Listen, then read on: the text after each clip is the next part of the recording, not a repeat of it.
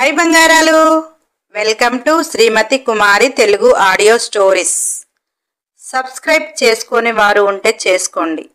అలా ఒక లైక్ చేసి అభినవ సీత పార్ట్ 10 మీకోసం. నేను ఎక్కడ తప్పు చేస్తున్నాను అని తనకు తానే ఆలోచించుకుంటుంది. ఎంత ఆలోచించినా తాను ఏ రోజు ఎవరి దగ్గర చనువుగా కూడా ప్రవర్తించింది లేదు అని బాగా సీత ఆలోచిస్తుంటే తలనొప్పిగా అనిపించింది. సీత చాలా శాంతపడి మెల్లిగా బయటికి వచ్చింది. సుమంత్కి స్లిప్ ఇస్తూ ఇవి తీసుకురా చిన్ను అన్నది. సుమంత్, ఏంటి సీతమ్మా, ఈరోజు వద్దులే అన్నాడు. సీత చిరునవ్వు నవ్వుతూ, మనం ముందుకు నడవాలంటే ఎన్నో ఆటుపోట్లు ఎదురవుతాయి చిన్ను. ప్రతి దానికి ఆగుతూ ఉంటే ముందుకు నడవలేము. ప్రతి ఇంట్లో ఏదో ఒక సమస్య ఉంటూనే ఉంటుంది. అలా అని జీవన పోరాటం ఆపేస్తారా? వచ్చేటప్పుడు నొప్పికి ఏదైనా టాబ్లెట్ తీసుకుని రా అని తన రూమ్కి వెళ్ళింది. సుమంత్కి సీత కాన్ఫిడెంట్ చాలా నచ్చింది. భర్త కొట్టాడు అని మూలకు కూర్చుని ఏడవకుండా తను చెయ్యవలసిన పని ఏంటో తను చేస్తుంటే సీత ఏ రోజైనా విజయం సాధిస్తుంది. మా అన్నతో జీవితం ఎలా ఉంటుందో తెలియదు, కానీ ఆమె బ్రతకటానికి ఆమె మనోధైర్యం చాలా ఆమె జీవితానికి పనికి వస్తుంది అని సుమంత్ మార్కెట్కి వెళ్ళాడు. అనంత్ ఇద్దరి పెళ్ళాలని కొట్టాడు. మనశ్శాంతి లేకుండా ఆఫీస్కు వచ్చాడు. తన క్యాబిన్లో తాను వర్క్ చేసుకుంటుంటే ఆఫీస్ బాయ్ వచ్చి, సార్ మీకోసం ఎవరో పెద్ద ఆయన వచ్చారు అన్నాడు. అనంత్, నా కోసం ఆఫీస్కి వచ్చేవారు ఎవరబ్బా అని ఆలోచించి, ఆ రెస్ట్ రూమ్లో కూర్చోమను, అక్కడికి వస్తా అని చీదరింపుగా అన్నాడు. ఉదయం నుంచి చిరాగ్గా ఉన్నాడేమో, వచ్చిందెవరో అని ఆత్రపడకుండా క్యాంటీన్కి వెళ్ళి ఒక స్ట్రాంగ్ కాఫీ తాగి తన మైండ్ రిలాక్స్ చేసుకొని రెస్ట్ రూమ్లోకి వచ్చాడు. మాసిపోయిన పంచ, ముడతలు పడిన చొక్క, మెడలో కండువ, దాంట్లో ఏదో తెచ్చాడని సగం కండువ భుజం మీద, సగం కండువ చేతిలో ఉంది. అతనిని చూడగానే అనంత్కి చిరాగ్గా అనిపించింది. అతనెవరో కూడా పెద్దగా తెలియదు, కానీ ఎక్కడో చూసినట్టు అనిపిస్తుంది. ఎక్కడబ్బా అని బాగా ఆలోచిస్తున్నాడు. వచ్చిన అతను అనంతుని చూడగానే కళ్ళు మెరిశాయి. ఆనందం అతని ముఖంలో 1000 కాంతులు కనపడుతున్నాయి. అనంతు లోనికి వస్తూ ముఖం చిట్లించుకొని, ఎవరివయ్యా నువ్వు అన్నాడు. ఆ వచ్చిన పెద్ద మనిషి ముఖంలో చిరునవ్వు చెరగనివ్వకుండా, బాబు నేను సీత తండ్రిని అన్నాడు. అనంత్ సీత తండ్రి అనగానే అతని వాలకం చూసి మళ్ళీ డబ్బులు అడగటానికి వచ్చి ఉంటాడు అని కోపంతో అతనిని చీదరింపుగా చూసి, ఏంటి డబ్బులు కావాలా అన్నాడు. సీత తండ్రి పైకండువాని సోఫా మీద పెట్టి అనంత్ కాళ్ళు పట్టుకున్నాడు. అనంత్ ఒక్కసారిగా వెనక్కి జరగబోయి సోఫాలో కూలబడ్డాడు. సీత తండ్రి కింద ఫ్లోర్ మీద అలానే కూర్చుని కళ్ళ వెంట కన్నీళ్లు పటాపటా వర్షిస్తుంటే 2 చేతులు దండం పెట్టి, బాబు మేము అలాంటి వారం కాదు, డబ్బులు అడగటానికి రాలేదు, అసలు మీ దగ్గర డబ్బు తీసుకోవటమే తప్పు. కానీ మా ఇంటిది పిచ్చి ముండ, నేనేదో చస్తాను అనేసి అలా చేసింది బాబు అని సీత తండ్రి గబాగబా పైకి లేచి తనకు ఆపరేషన్ అయింది చూపించి, బాబు మేము బిడ్డను అమ్ముకునే వాళ్ళము కాదు అని మళ్ళీ ఫ్లోర్ మీద అనంత్ కాళ్ళ దగ్గర కూర్చున్నాడు. అనంత్కు సీత తండ్రి ఆపరేషన్ జరిగిన ప్లేస్ చూడగానే మైండ్ గిరగిర తిరుగుతుంది. సీత తండ్రి అనంత్ కాళ్ళ దగ్గర కూర్చుని, నాకు 2 కిడ్నీలు పోయి చస్తానేమోనని నా ఇంటిది మీ దగ్గర డబ్బు తీసుకుంది, కానీ బాబు మేము అలాంటి వాళ్ళము కాదు. మాకు ఆడపిల్ల పెళ్లి చేయలేని దౌర్భాగ్యపు స్థితి దేవుడు ఇచ్చాడేమో, కానీ మేము అమ్ముకునే వాళ్ళమైతే కాదు. నేనెక్కడ చచ్చిపోతే నా ఇంటిది చస్తుంది, తల్లిదండ్రులుగా మేము చస్తే ఆడపిల్ల ఏమవుతుంది అని సీత ఏడ్చి మాతో పాటు వస్తానన్నదంట బాబు. ఎదిగిన బిడ్డని ఏ అయ్య చేతిలో పెట్టడం చేత కాదేమో, కానీ మా చేతులారా మేము చంపలేము కదా. అప్పుడే పెదబాబు మీ గురించి చెప్తే సీత నేను బ్రతుకుతానని, నేను బ్రతికితే వాళ్ళమ్మ బ్రతుకుతుంది అని పెదబాబు దగ్గర డబ్బులు తీసుకుని నాకు ఆపరేషన్ చేపించారట బాబు. నాకు ముందే తెలిస్తే నేను ఆ పని అస్సలే చేయకపోదును. ఆపరేషన్ జరిగాక తెలిసింది. నా బిడ్డని నేను కళ్ళారా చూసుకుందామన్నా కానీ మీకు 2 లక్షలకు అమ్మాను కదా. నాకు నా బిడ్డను చూసుకునే అర్హత లేదు.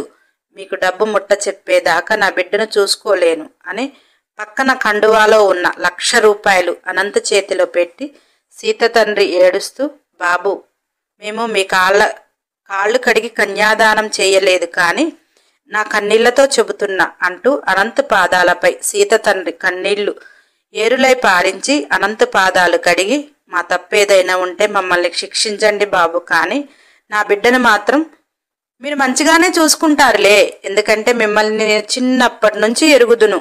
మీ మనసు నాకు తెలుసు పెద్దబాబు చెబుతున్నా కానీ మీ మనసు తెలుసుకున్నా. నా బిడ్డ గుమ్మం దాటి ఎరగదు. కష్టమో నిష్ఠూరమో మేము తెచ్చిపెట్టిందే తిన్నది, లేకపోతే ఉపవాసం ఉన్నది. నా బిడ్డకి లోకం తెలియదు. కనీసం పెదబాబు ఇంటికి కూడా వెళ్ళి ఎరగదు. ఆ 10 చదివినప్పుడు బయటకి వెళ్ళటమే కానీ ఏనాడు వాళ్ళమ్మ తోడు లేకుండా బయట కాలు పెట్టలేదు. ఈడొచ్చిన ఆడపిల్ల ఎవరితోనైనా మాట్లాడితే మాకేదైనా పేరు వస్తుందని, పొరుగింటికి వెళితే రాక మాట వస్తుందని నా బిడ్డ మా ఇంటి గడప దాటలేదు బాబు. నా బిడ్డ అని చెప్పటం కాదు కానీ అలనాటి సీతమ్మ ఎంత పవిత్రురాలో మా సీత అంత పవిత్రురాలు. అయినా నా పిచ్చి గాని మీరు ఇన్ని రోజుల్లో తెలుసుకోకుండా ఉన్నారా? నా బిడ్డ మనసు ఎంత బంగారమో మీకు తెలిసే ఉంటుంది బాబు. మేము చేసిన పనికి మా బిడ్డని దండించకండి బాబు. ఏ జన్మలో చేసుకున్న పుణ్యమో మీలాంటి మంచి మనిషికి భార్య అయినది. చాలు, మీరు చల్లగా ఉండండి. ఇంకొక 1,00,000 రూపాయలు ఇవ్వటానికి కొంత సమయం పడుతుంది బాబు. ఎందుకంటే ఇంతకు ముందులా నేనెప్పుడు పని చేయలేను కదా. నేను నా ఇంటిది ఉపవాసం ఉన్నా మీ బాకీ తీర్చకుండా మాత్రం చచ్చిపోం బాబు అని సీత తండ్రి ఏడుస్తుంటే అనంత్ అప్పటికే చచ్చిపోయాడు. సీతను తన ఎలా అర్థం చేసుకున్నాడు. తనకు తానే సిగ్గుగా అనిపించింది. తన గురించి సీత తండ్రి ఎంత ఎత్తులో ఊహించుకుంటున్నాడు. కానీ అతను చేసిందేమిటి అని అతని మీద అతనికి అసహ్యం అనిపించింది. అనంత్ ఇంట్లో అందరూ సీత అమ్ముడుపోయింది అని తనతో పాటు అనుకున్నారు. సీత కుటుంబంలో వాళ్ళ ఆపదలో డబ్బులు తీసుకున్నాము, జీవితకాలం బాకీ తీర్చటానికే ఉన్నారు. అనంత్ సీత తల్లిదండ్రులను ఎంతలా అపార్థం చేసుకున్నాడు ఊహించుకుంటేనే అనంత్ మీద అనంత్కే అసహ్యం అనిపిస్తుంది. ఉదయం తండ్రి చెంపపెట్టిన కొట్టినా తప్పులేదు అనిపించింది. అనంత్కి తల పగిలిపోతుంటే ఏం మాట్లాడాలో కూడా తెలియటం లేదు. చేతిలో 1,00,000 రూపాయలు. ఉదయం తండ్రి అన్న మాట, డబ్బు తిరిగి ఇవ్వటానికి అవకాశం ఉంది, నువ్వనే మాటలు తిరిగి తీసుకుంటావా? అనంత్ ఆలోచనలు ఎటు పరిగెడుతున్నాయో. సీత అమాయకమైన ముఖం, ఆమె కన్నీళ్లే అతనికి కనిపిస్తున్నాయి. తండ్రి అన్న మాట నిజం. సీత కన్నీళ్లు కొంపని దహించి వేస్తున్నాయి. కనీసం ప్రేమగా పలకరించింది లేదు. ఆ ఇంట్లో ఇన్ని రోజుల నుంచి సీత తిన్నదా లేదా? ఒక ఆడపిల్లగా ఆమెకి ఏదైనా అవసరం ఉంటే కనీసం చెప్పుకునే దిక్కు కూడా లేకుండా సీత తల్లిదండ్రుల గురించి, ఇంట్లో మేము చేస్తున్న దానికి గురించి ఆమె ఆత్మఘోష అనంత్కి అర్థమవుతుంది. తన కనీస అవసరాలను కూడా ఎవరిని అడగక ఆమె ఆత్మాభిమానాన్ని గ్రహించలేకపోయానే అని అనంత్ ఆలోచనలకు అక్కడికి ఫుల్ స్టాప్ పెట్టి ఆ డబ్బు సీత తండ్రికి ఇస్తూ, మీరే ఉంచుకోండి, మీకు ఏదైనా అవసరాలకు పనికి వస్తుంది, ఆరోగ్యం కూడా అంత బాలేదు కదా అన్నాడు. సీత తండ్రి మెల్లగా పైకి లేస్తూ అనంతకు దండం పెడుతూ, వద్దు బాబు, కొంతలో కొంత రుణం తీరింది అనేది మేము తిన్న ఆ మెతుకైనా వంట పడుతుంది. ఇప్పటికే సగం చచ్చిపోయాము, బిడ్డని అమ్ముకున్నాము అని. మళ్ళీ మీరు ఈ డబ్బు తిరిగి ఇస్తూ మమ్మల్ని చంపకండి. మేము తినే మెతుకు మాకు వంట పట్టదు. ఆ డబ్బు మా దగ్గర ఉంటే ఎలాగైనా ఆ డబ్బును మీకు తిరిగి ఇస్తాము, కానీ మీరు మా సీతని మంచిగానే చూసుకుంటారు. నాకు తెలుసు, మీ ఇంట్లో అందరూ చాలా మంచివారు. నేను పెద్దబాబుని చూశాను కదా. మీ అందరి నీడలో నా బిడ్డ ఉంది అంటే మాకంతకంటే సంతోషమేముంది బాబు. మా బతుకులకు, మా తలరాతలకు మీ ఇంట్లో ఊడిగం చేయటానికే గాని మీ పక్కన ఉండే అర్హత లేదు. కానీ నా బిడ్డ ఎంత అదృష్టవంతురాలు అయితే మీ ఇంట చేరిందో. నా తల్లి ఏ జన్మలో చేసుకున్న పుణ్యమో, ఏ జన్మలో ఎందుకులే, ఈ జన్మలో కూడా ఎవ్వరిని ఒక్క మాట అని ఎరగదు. మనుషులను అర్థం చేసుకోవటానికి నా సీత తరువాతనే. అందుకే దానికి అంత అదృష్టం బాబు. మీరు చల్లగా ఉండండి బాబు. మీ నీడలో నా బిడ్డ చల్లగా ఉంటుంది, నాకు తెలుసు అంటూ సీత తండ్రి వెళ్తున్నాను బాబు అన్నాడు. అనంత్ లేస్తూ ఇంటికి వెళ్దాం రండి అన్నాడు. సీత తండ్రి వద్దు బాబు, నాకు అర్హత లేదు. నా బిడ్డని నీ పక్కన చూసుకుని మురిసిపోవాలనుంది. దాని అదృష్టాన్ని చూసి ఆనందించాలని ఉంది. కానీ ఇంకా మీకు ఆ కొంత పైకం చెల్లించాక అప్పుడు చూస్తా నా బిడ్డని అని సీత తండ్రి తన ఆత్మాభిమానాన్ని చాటుతూ వెళ్ళిపోయాడు. అనంత్కి అంతటి ఆత్మాభిమానం ఉన్న మనుషులను ఇంత హీనంగా నేను ఎలా అర్థం చేసుకున్నాను? నేను చదివిన చదువు ఏమైపోయింది? ఆడపిల్ల అందంగా ఉండి 25 సంవత్సరాలకు కూడా పెళ్లి కాలేదు అంటే ఇష్టానికి అర్థం చేసుకోవటమేనా? నిజంగానే మా నాన్న అన్నట్టు నేను అలా ఎలా అపార్థం చేసుకున్నా? సీత అందం నన్ను పిచ్చివాడిని చేసిందా? అంతటి అందమైన భార్య నీ దేవుడు నాకు అప్పనంగా ఇస్తే కూడా గ్రహించలేని మూర్ఖుడను అయ్యానా? అంతటి అందం, అంతటి గుణవతిని నేను పొందే అదృష్టం లేక ఇలా ప్రవర్తించానా అని అనంత్కే అసహ్యం కలిగింది. అనంత్కి బలరామయ్య మీద కోపం వచ్చింది. ఫోన్ తీసుకుని బలరామయ్యకు ఫోన్ చేశాడు. అనంత్ బలరామయ్యతో, మామయ్య, సీత తండ్రి నాకు 1,00,000 రూపాయలు ఇచ్చాడు, ఏంటది అని అడిగాడు. బలరామయ్య, నా దగ్గరికి తెస్తే నాకే బాధగా అనిపించింది, నేను తీసుకోలేదు. అదే విషయం సీతకు చెబితే, బలయ్యవారు పెద్దయ్య తీసుకోండి, అక్క నగలలో జమ చెయ్యండి, వాళ్ళు మీరు తీసుకోకపోతే తిన్న మెతుకు వాళ్ళకి మింగుడు పడదు, ఈసారి వస్తే తీసుకోండి పెద్దయ్యా అని చెప్పింది. అనంతకైతే పిచ్చిగా అనిపిస్తుంది. సీత అంత ఆత్మాభిమానంతో, అంత పేదరికంలో, అంత సమస్యల్లో ఉన్న తల్లిదండ్రులు డబ్బులు తెత్తే తీసుకోమన్నది, కానీ వద్దు అనలేదు. ఆ రోజు అదే డబ్బు తీసుకుని తండ్రిని బతికించింది. ఈరోజు ఆ డబ్బు ఎవరికి ఇవ్వాలో వాళ్ళకే ఇమ్మంది. అంత గొప్ప గుణమున్న సీతని నేను ఎలా అపార్థం చేసుకున్నాను అను మనసు తొలిచి వేస్తుంటే అనంత్ బలరామయ్య మీద అరిచేశాడు. మీరు పెద్దవారు, కొంచెమైనా ఆలోచన ఉండొద్దా? రెండో పెళ్లివాడిని, అది జ్యోతి గురించి తెలిసి ఆ పిల్ల జీవితాన్ని అలా నాశనం చేస్తారా? పరాయి బిడ్డ అని అలా చేశారా? కనీసం నాకైనా చెప్పవద్దా అని అనంత్ బలరామయ్యని అరిచేస్తుంటే బలరామయ్య, అరే అనంతు, నీకు చెబుతాననే అంటే సీత వద్దు పెద్దయ్య, కడు పేదరికంలో ఉన్న మాకు, సమస్యల్లో ఉన్న మాకు నేను ఆ ఇంట ఏ పని చేసినా నా పేదరికాన్ని చూపించి నేనేదో అత్తింటి సొమ్ము మొత్తం తల్లిదండ్రులకు చేరుస్తున్నాను అని అంటారు అని భయపడి చెప్పవద్దు అన్నది, అందుకే చెప్పలేదు అని బలరామయ్య అంటుంటే సీతలో ఉన్న ఒక్కొక్క మంచి గుణం అనంతకు తెలుస్తుంటే సీత ఒక్కొక్క మెట్టు పైకి ఎక్కుతుంది. అనంత్ ఒక్కొక్క మెట్టు దిగజారుడు మాటలకు సీత తన దిగజారుడు మాటలకు ఎంత బాధపడి ఉంటుంది. ఒక్కసారి అతని మనసు మెదిలి గుండె పిండి వేస్తున్నట్టు అనిపించింది. అనంత్, చాలా పొరపాటు చేశాను మామయ్య, చాలా పొరపాటు చేశారు మామయ్య. ఒక ఆడపిల్ల జీవితాన్ని ఇలా నాకు రెండో పెళ్లివాడిగా పనంగా పెట్టడం మీకైతే కరెక్ట్ కాదు. కనీసం అసలు విషయం చెప్పకుండా దాయటం ఇంకా పొరపాటు. సీతని ఇప్పటి వరకు నేను ఎంత అసహ్యంగా ఊహించుకున్నానో తెలుసా? నాలాంటి వాడికి అలాంటి సీతను కట్టబెడతారా అని అనంత్ బాధపడుతుంటే బలరామయ్య, నీ మనసు నాకు తెలుసు అనంతు. సీత అయితేనే నిన్ను జ్యోతిని అర్థం చేసుకోగలదు అనుకున్నా. అంత గుణవతి, అంత సహనం ఉన్న అమ్మాయి. అందుకే నా స్వార్థంతో కూడా చేశాననుకోవచ్చు. ఇప్పుడు నీకు తెలిసింది కదా, అమ్మాయిని బాధ పెట్టకుండా చూడరాదు అన్నాడు. ఆ డబ్బు నగలలో జమ వెయ్యి, తిరిగి ఇచ్చినా వాళ్ళు తీసుకోరు. సీత ముందే చెప్పింది. ఆ డబ్బు వస్తే ఇక నాకు ఏమి చెప్పొద్దు పెద్దయ్యా, నగలలో జమ వెయ్యి అని. ఉపాసమైన ఉంటారు కానీ వారిది కాని దాన్ని వారు ముట్టరు అని చెప్పాడు. అనంత్ కోపంగా, అసహనంగా ఫోన్ పెట్టేశాడు. అతని మనసులో మైండ్లో రకరకాల ఆలోచనలు. పని చెయ్యబుద్ధి కాలేదు. పర్మిషన్ అడిగి ఆ డబ్బుని నగల కాడ జమ వేశాడు. ఇంటికి తిరిగి వచ్చాడు. కాస్త ఎండలో వచ్చాడు. దాహంగా అనిపించింది.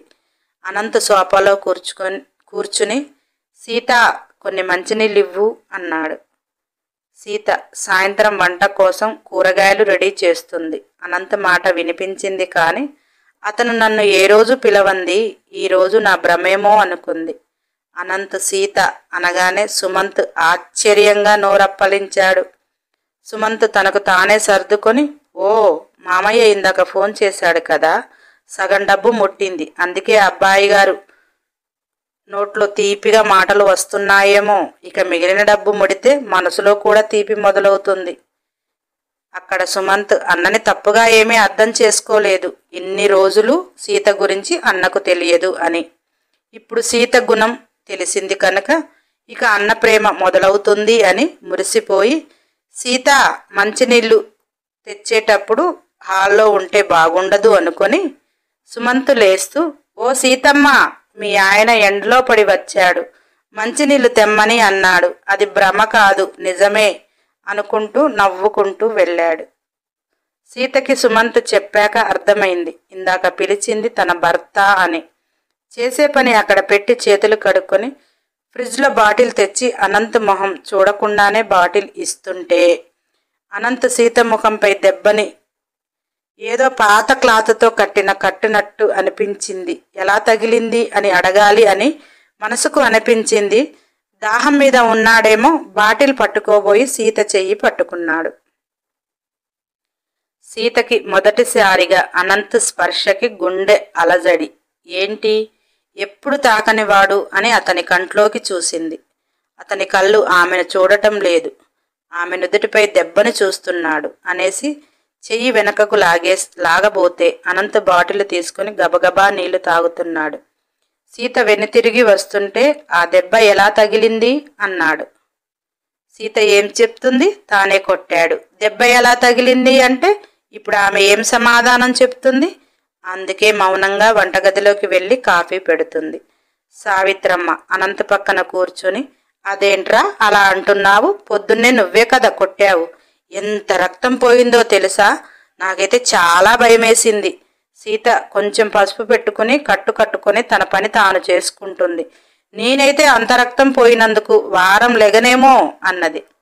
అనంత్ అసలే సీత విషయంలో చస్తూ ఉన్నాడు. ఆ దెబ్బ తన చేతి వల్ల తగిలింది అనగానే మనసు ముక్కలుగా అయినట్టు అనిపించింది. కనీసం కొట్టి వెనుతిరిగి చూడని తన మనస్తత్వాన్ని తనకే సిగ్గుగా అనిపించింది. తన మనసులో తానే తిట్టుకున్నాడు. నాకు మనుషులపై జాలి దయ ఉంటుంది, నేను ఎవరినైనా గౌరవిస్తాను అనుకుంటా, కానీ సీత విషయంలో ఇంత దారుణంగా ఎలా ప్రవర్తించాను అని ఆలోచిస్తుంటే సావిత్రమ్మ జ్యోతి మధ్యాహ్నం అన్నం తినమన్నా తినలేదు, ఒక కాఫీ తాగమన్నా తాగలేదు. గదికి వెళ్ళి లేపుతుంటే అరుస్తుందిరా అన్నది. ఇంతలో సీత కాఫీ తెచ్చి ఇస్తే మౌనంగా తీసుకుని తాగాడు. తలనొప్పి వల్ల కాస్త ప్రశాంతంగా అనిపించింది. మెల్లిగా లేచి జ్యోతి గదిలోకి వచ్చాడు. ముడుచుకుని పడుకుని ఉంది. దగ్గరికి వచ్చి నుదురు మీద చెయ్యి పెట్టాడు. జ్వరంతో కాలిపోతుంది. వెంటనే క్యాబ్ బుక్ చేశాడు. అది వచ్చే వరకు బయటకు వచ్చి మెల్లిగా వంటగది వైపు అడుగులు వేస్తున్నాడు. సీత సాయంత్రం వంటకి కూరలు కోస్తుంది. నెక్స్ట్ ఎపిసోడ్ కోసం సబ్స్క్రైబ్ చేయండి, ఖచ్చితంగా లైక్ చేయండి, కంపల్సరీ కామెంట్ చేయండి, వీలైతే షేర్ చేయండి. అన్ని ఎపిసోడ్ల కోసం బెల్ ఐకాన్ టచ్ చేయండి.